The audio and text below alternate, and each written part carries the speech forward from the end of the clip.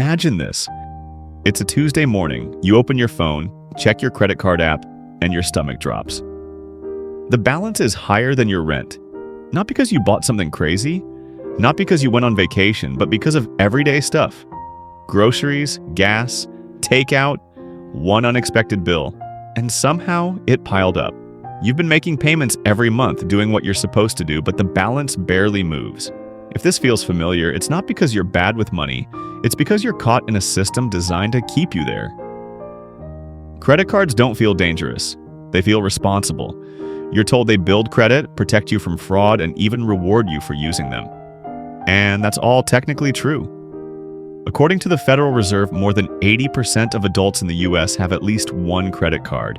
And for many people, cards are how they pay for daily life.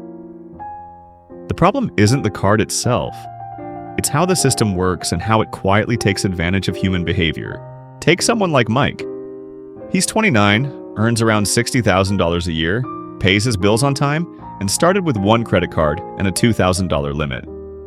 He barely used it. A few months later, his bank increased the limit to $5,000 without him asking. It felt like progress, like trust. A few years later, he had 3 cards, a combined limit of $25,000 and about $14,000 in debt. He never missed a payment, but he was paying hundreds of dollars a month in interest alone, and the balance barely went down. That's because interest is where the trap really closes. The Federal Reserve reports that average credit card interest rates in the US are now over 20%, with many cards charging 25% or more. At those rates, carrying a balance is brutal. A $5,000 balance with only minimum payments can take over a decade to pay off and cost thousands in interest. Minimum payments feel manageable, but they mostly cover interest, not the actual debt. You feel responsible because you paid, but you stay stuck. There's also a psychological side to this. Research from MIT and other institutions shows that people spend more when using credit cards than when using cash. Swiping a card doesn't trigger the same pain in the brain as handing over money. It feels like a future problem, and future problems always feel smaller than today's convenience. That's why small purchases quietly turn into big balances once interest gets involved. Then come the rewards. Cashback, points, travel miles. They feel like free money. But if you're carrying a balance, the math never works in your favor. A 2% reward means nothing if you're paying over 20% in interest. Credit card companies know this. Rewards are designed to encourage more spending, not smarter spending. Industry data shows people with rewards cards spend more overall, even after accounting for income.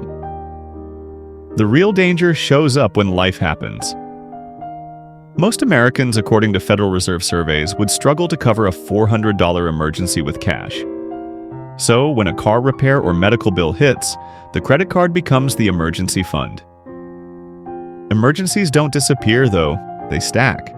And now you're paying high interest on basic survival. Over time, that stress adds up. The American Psychological Association consistently ranks debt as a major source of anxiety, sleep problems, and relationship strain. Credit cards aren't evil, but they are powerful. They don't usually ruin people overnight. They slowly limit options. Escaping the trap isn't about never using credit cards again. It's about control. Spend only what you already have. Pay balances in full when possible. Stop adding charges if you're carrying debt. Attack high-interest balances first, and build even a small emergency fund so life doesn't automatically go on plastic. Real financial freedom doesn't come from access to credit. It comes from understanding the trap and stepping out of it.